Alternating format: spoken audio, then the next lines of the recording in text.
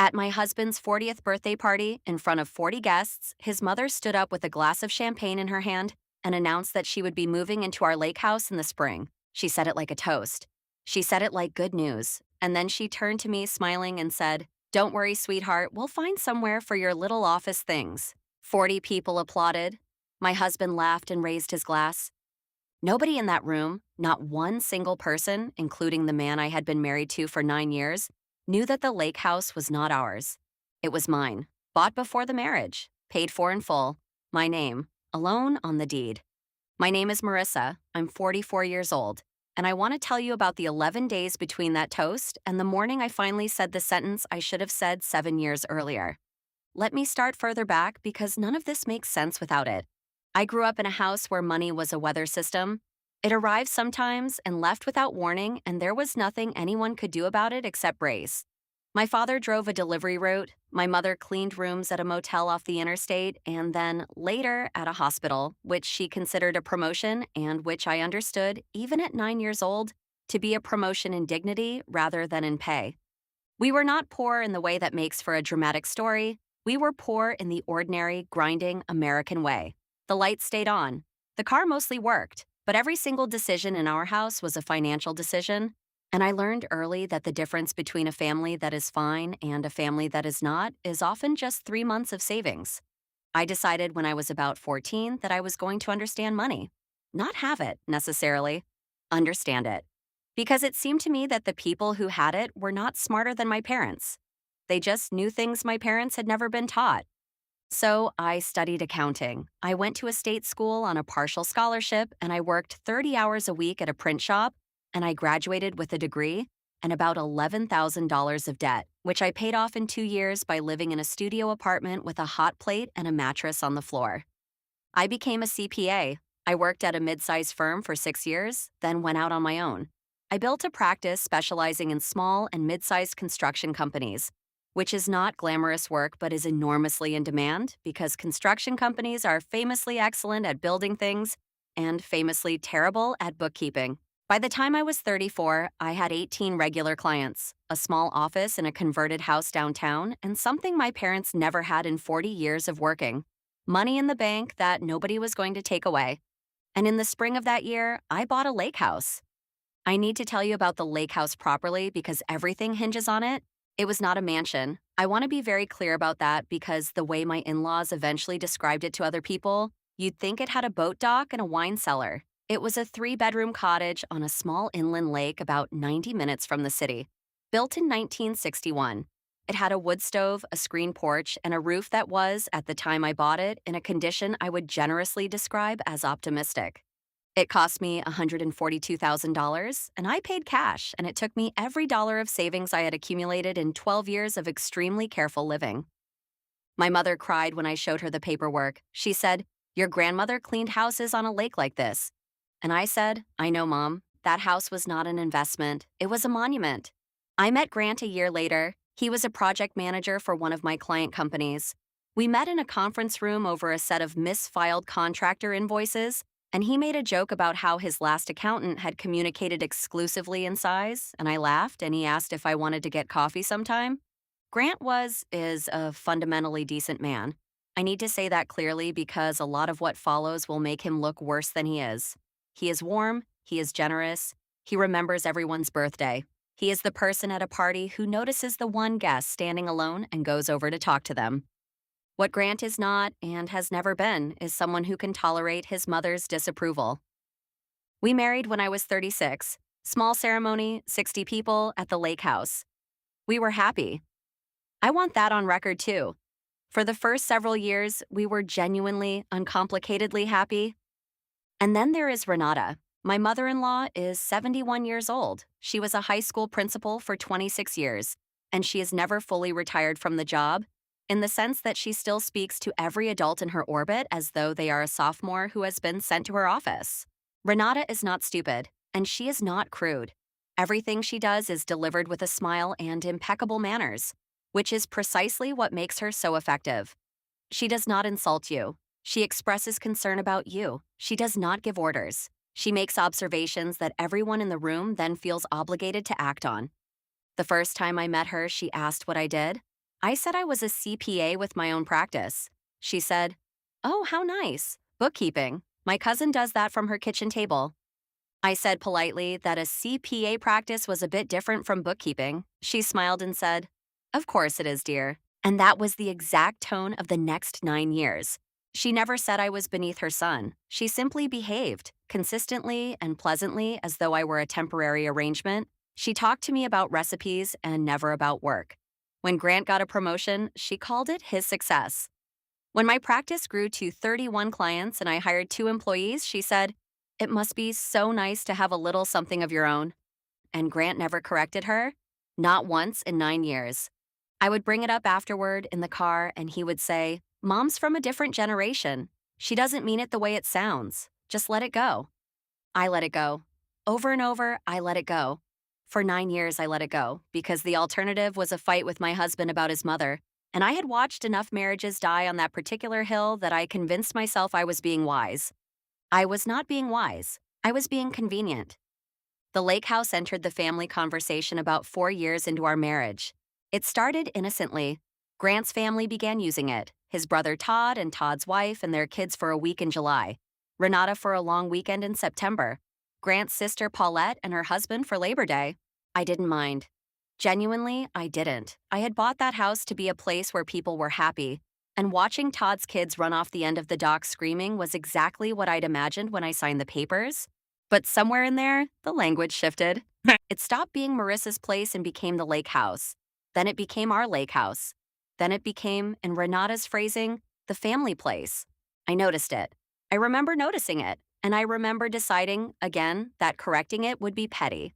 Here's a thing I have learned, and I want to say it plainly because I think it's the single most useful sentence in this entire story.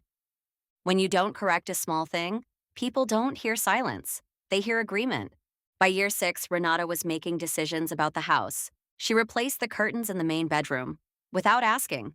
She said the old ones were dated, which they were, and she said she'd just picked something up.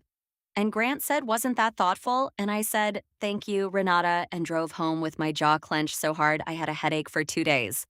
By year 7, she was scheduling it. She started keeping a calendar. When my sister asked if she could use the house for her anniversary in June, I had to check with Renata, and I heard myself doing it. And I remember standing in my own kitchen with the phone against my ear thinking, what exactly is happening here? By year 8, Todd was talking about when we redo the kitchen. And by year 9, at my husband's 40th birthday party, Renata stood up with a champagne flute and told 40 people that she'd be moving in come spring. The party was at our house in the city, catered because Renata had insisted and because Grant had agreed. And because I had once again decided that the specific hill of who caters my husband's birthday was not worth dying on. 40 guests, Grant's colleagues, my 2 employees, neighbors, family. It was, until that moment, a genuinely lovely evening. Renata tapped her glass with a fork around 9 o'clock. She gave a very good speech. She's an excellent public speaker. 26 years in front of teenagers will do that. She talked about Grant as a boy. She got laughs. She got the room. And then she said, "And I have a little announcement of my own." She said the house in town was getting to be too much for her. She said she'd been thinking about it for a long time. She said she'd talked it over with Grant and with Todd, and everyone agreed it made the most sense. She said, "So in the spring, I'll be moving out to the lake house full time." The room applauded. Genuinely, warmly, people raised glasses. Somebody said, "Oh, that's wonderful." And then Renata turned to me, still smiling, still absolutely pleasant, and said the sentence I will hear in my head for the rest of my life. She said, "Don't worry, sweetheart. We'll find somewhere for your little office things," because I kept my second desk out there. I did a great deal of my remote work from that screened porch. 12 years of tax records were in a fireproof cabinet in the back bedroom. My little office things.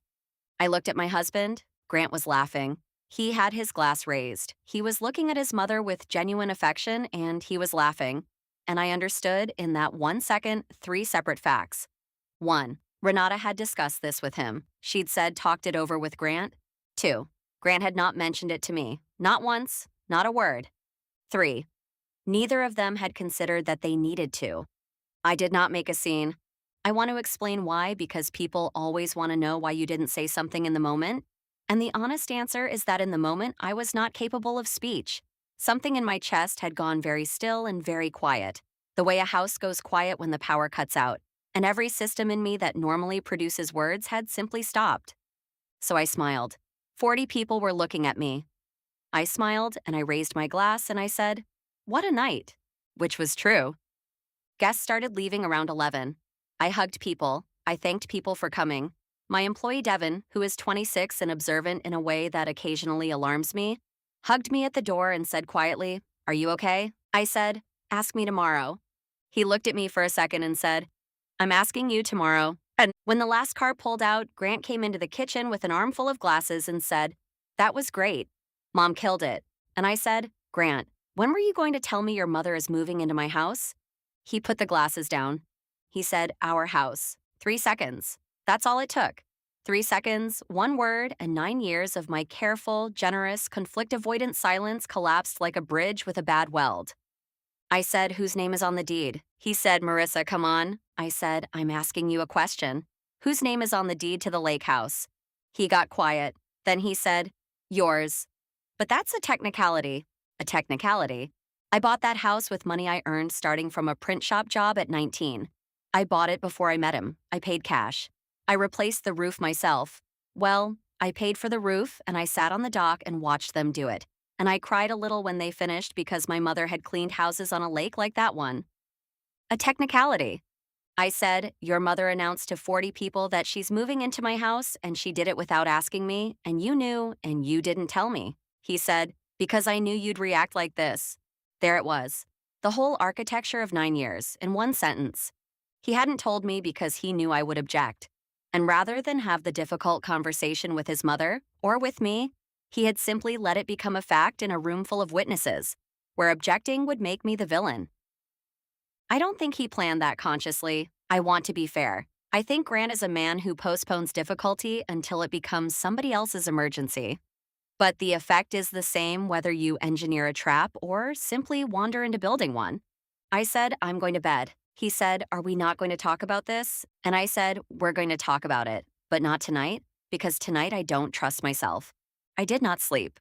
Around 3 in the morning, I got up, made tea, and sat at my kitchen table in the dark and did the thing I have always done when my life stops making sense.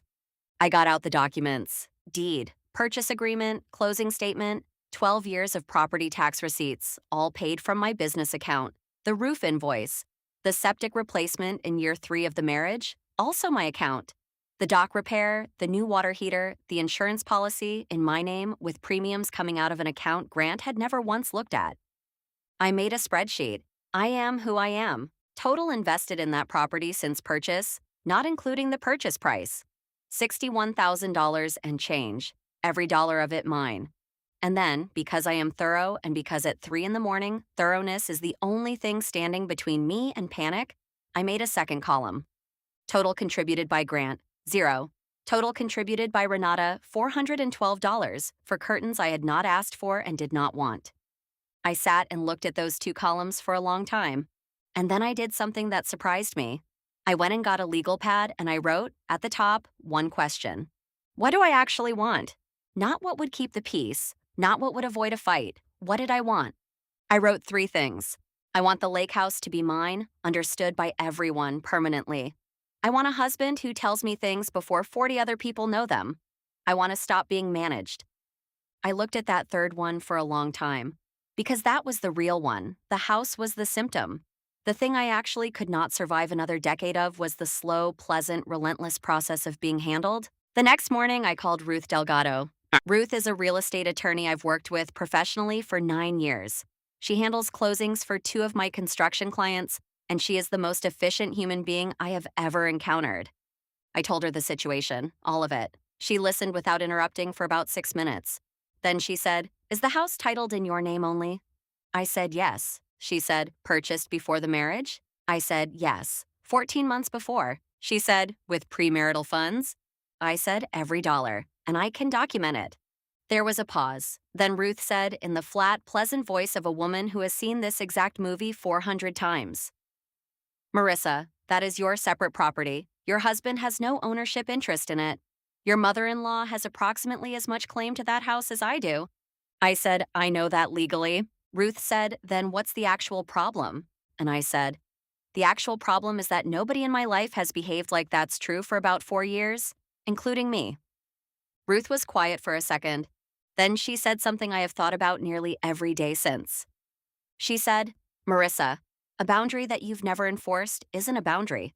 It's a preference, and people are allowed to overrule your preferences." I sat in my car in the parking lot outside my office and I let that land. She was right. Completely right. Renata had not stolen my house. Renata had walked, room by room, year by year, through a series of doors I had left open. And each time I had said nothing, and each time she had reasonably concluded that the door was open. I had done this, not alone, but I had done my part of it. And that meant I could undo it. I asked Ruth to do 3 things. First, prepare a formal letter documenting sole ownership with the deed and the funding trail attached. Not a threat, a statement of fact on letterhead so that it could not be reinterpreted as an opinion. Second, prepare a written use agreement, a simple, plain English document setting out that family members could use the property by arrangement with the owner and defining what that meant. Third, review our finances and tell me plainly what a separation would look like if it came to that. That last one felt like betrayal, even as I said it out loud. Ruth said, "You don't have to want a divorce to want information." I said, "I don't want a divorce." She said, "Then you're gathering information? That's all this is." It took her 4 days. In those 4 days, 3 things happened. On day one, Renata called me. She was warm and chatty. She wanted to talk about paint colors for the main bedroom at the lake. She had a swatch she was excited about. I said, "Renata, I'd like to hold off on decorating conversations for a bit." There was a small pause. Then she said, in a voice like a hand patting your arm, "Oh, are you feeling a little territorial, sweetheart? That's very natural." "Territorial? About my own house?" I said, "I'll call you next week." On day two, Todd called Grant, and Grant relayed it to me over dinner. Todd wanted to know if we were on board because he was thinking he'd take the second bedroom for his stuff since Mom would be in the main one, and were we planning to still use the place much once she was out there full time. Once she was out there full time, 11 days after a champagne toast, and it was already a construction schedule. On day three, Grant tried to make peace. To his credit, he did try. He came home with flowers and said he'd been thinking and that maybe we should have talked about it first and that he was sorry. And I said, "Thank you. Do you understand what you're apologizing for?" He said, "For not telling you first." I said, "No, that's the small one." He looked confused. I said, "Grant, your mother told 40 people she's moving into a house she doesn't own. And the reason she felt comfortable doing that is that for 4 years, everyone in your family has referred to my house as the family place, and I have never once corrected it. And neither have you. She's not the villain here. She's just the person who finally walked all the way through the door." He said, "So, what do you want me to do?" And I realized, standing in my kitchen holding grocery store carnations, that this was the question Grant had been asking his entire life. Tell me what to do, so this stops being uncomfortable. He was not asking me what he thought. He was asking me for instructions so that he could execute them and the tension would go away. I said, "I want you to have an opinion, out loud, in front of your mother." He said, "Marissa." I said, "Not for me, about what's true. That's all I'm asking." He didn't answer. Ruth's documents came through on a Thursday. I read them twice. Then I did something I want to describe carefully because I think it's the part that mattered most. I did not send them. I could have. It would have been easy, and it would have felt spectacular. Emailing a legal letter to your mother-in-law is the kind of thing that plays extremely well in the retelling. But I kept thinking about Ruth's sentence. A boundary you've never enforced is a preference. The problem was not that my family lacked documentation. The problem was that they had never once heard me say the word no with my own mouth, in a room, out loud. Paper would not fix that. Paper would let me avoid it one more time. So I invited them to dinner. Renata, Todd, Paulette, and Grant, at our house. Sunday, 6 o'clock. I cooked because I wanted my hands busy. I put Ruth's folder on the sideboard, closed, not to threaten anyone, because I wanted to know it was there.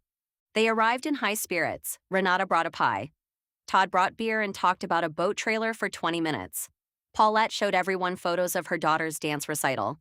It was, for 45 minutes, an entirely pleasant family dinner, and I remember thinking, I love these people. Complicated, exhausting, and I love them.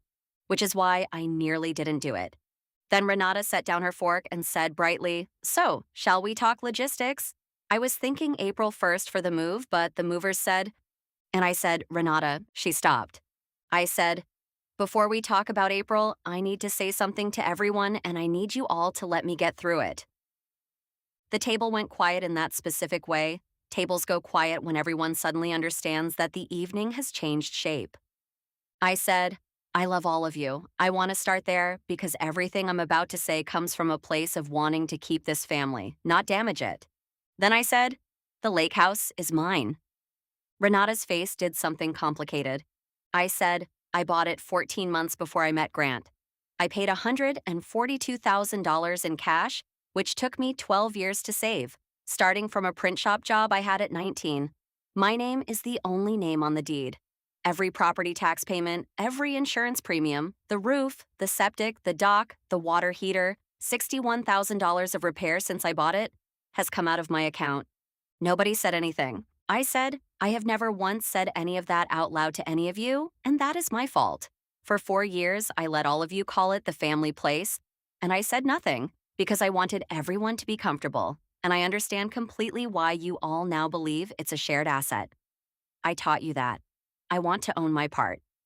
Paulette said quietly, "Marissa, I honestly didn't know." I said, "I know you didn't. That's what I'm saying." Then I looked at Renata. I said, "Renata, you are not moving into my house." She drew in a breath. She said, "Well, that's a very cold way to put it. And here is the moment. Here is the exact moment where the last 9 years had always broken. Because normally, every single time before, I would have softened it. I would have said, 'No, no, I don't mean it like that. I just mean,' and then I would have talked myself backward into a compromise I didn't want, and everyone would have relaxed, and the door would have stayed open. I did not do that. I said, 'It might be, but it's true, and true is more important right now than warm.' She said, 'I've raised a family and run a school, and I don't think I've ever been spoken to.' I said, 'I know, and I'm not enjoying this. But you announced a decision about my property to 40 people without ever asking me a single question. If I'm cold tonight, I'd like you to consider what that was.'" Silence. Todd, of all people, said, "Yeah, that's fair." Renata turned and stared at him. Todd shrugged and said, "Mom, it's fair. You did kind of announce it." Then he looked at me and said, "I was going to put my tools in the second bedroom. I feel like a jackass." And I said, "You're not a jackass, Todd. You just heard everybody else say it was ours and believed them." Then I turned to my husband. Everyone at that table turned to my husband. I said, "Grant." He was looking at his plate. I said, "I need you to say what you think. Out loud. Right now. Not to me later in the car. Here." He was quiet for what felt like a very long time. And then, and I still get a little emotional about this because I truly did not know which way it was going to go, Grant put down his napkin and said, "Mom, the house is Marissa's. It's always been Marissa's. And I should have said that 4 years ago." Renata said, "Grant." He said, "I let it go because it was easier. And it wasn't fair to her, and honestly, it wasn't fair to you either. Because you've been planning your whole retirement around something that was never on the table, and I let you do it. I want to tell you that I felt vindicated. What I actually felt was relief so complete it made my hands shake." Renata cried. I want to be honest about that because it's the part people leave out of these stories. She cried at my table, and she was 71 years old. And underneath the champagne toast and the curtains and the paint swatches was a widow who was frightened of getting older alone in a house that was too big for her and who had solved that fear by taking something that wasn't hers. Because taking things had always worked for her before. And I felt for her. I still do. But feeling for someone and letting them have your house are two different things. And it took me 44 years to learn that. When she got herself together, she said, "So what am I supposed to do?" And I said, "I'll help you. Genuinely. I'll sit down with you and look at your actual finances. That's literally my profession. And we'll figure out what you can afford and where you can be comfortable. I'll do it for free and I'll do it well." I said, "What I won't do is give you my house." She looked at me for a long moment. Then she said, and I don't think she meant it kindly, but I took it as a compliment anyway, "You're not what I thought you were." I said, "No, I know." The aftermath was not clean. Renata didn't speak to me for 6 weeks. She spoke to Grant at length, and I gather several of those conversations were unpleasant. Grant did not fold. That was new, and I noticed it, and I told him I noticed it. Paulette called me about 10 days later and apologized, which she did not have to do, and which I have not forgotten. Todd texted me a photo of his tools in his own garage with the caption, "Relocated." Grant and I went to counseling, not because the marriage was ending, but because I said plainly that I could not do another 9 years of being managed. And he said, to my genuine surprise, that he didn't want to be a man who postpones things until they explode. Counseling was uncomfortable and slow, and it worked, mostly. The single most useful session was the one where the counselor asked Grant why he'd never contradicted his mother about the house, and he sat there for close to a minute before saying, "Because when I disagree with her, she acts hurt, and I've never been able to stand it." And the counselor said, "So you traded your wife's comfort for your own." He didn't argue. That's when I knew we'd be okay. In August, I did sit down with Renata and her finances. It took 4 sessions. She had more than she thought and less than she'd feared, which is the case for approximately everyone. We found her a 2-bedroom in a 55-plus community about 12 minutes from Todd, with a garden plot and a shuttle to the grocery store and no roof for her to worry about ever again. She was not gracious about it at first. By the 3rd session, she was making me coffee. By the 4th, she asked, quite abruptly, how I'd learned to do this. And I told her about the motel, about my mother's hands, about being 14 and deciding I was going to understand money. She listened all the way through without interrupting, which I don't believe she had ever done before. At the end, she said, "I called it bookkeeping." I said, "You did?" She said, "That was rude of me. That is the closest thing to an apology I've ever received from Renata, and I have decided it counts." She moved in October. She likes it. She complains about the shuttle schedule, which I take as a sign of health. She has been to the lake house twice since. Both times she called first and asked. The second time she said, "Is it all right if I come out the weekend of the 12th?" And I said, "Of course. I'd love that." And I meant it, and it was easy. And it was easy because it was mine, and we both knew it was mine, and nothing about the weekend was a negotiation. That's the part nobody tells you about boundaries. Everyone frames them as walls. They're not walls. They're the load-bearing structure that makes it safe to let people in. Before I let you go, I want to say the 3 things I actually learned, because I think some of you are living inside some version of this right now. The first, if you never correct a small thing, people do not hear silence. They hear agreement. Every year I let someone call my house our house, I was signing something. I just wasn't reading it. The second, a boundary you've never enforced is not a boundary. It is a preference. And people are permitted to overrule your preferences. If you want something to be a line, you have to say it out loud in a room with your own mouth to a person's face. Documents don't do it. Resentment definitely doesn't do it. Only saying it does it. And the third, which took me the longest and cost me the most, I spent 9 years believing that keeping the peace was a form of love. It isn't. Keeping the peace is a form of accounting. You're just moving the cost off the table where everyone can see it and onto a private ledger that only you are paying. And the interest on that ledger is enormous. The night I said no at my own dinner table was the least peaceful night of my marriage. It's also the night my marriage started being true. If you have been keeping the peace for a very long time, I hope you'll go look at what it's actually costing you. And I hope you find your sentence sooner than I found mine. Thank you for listening.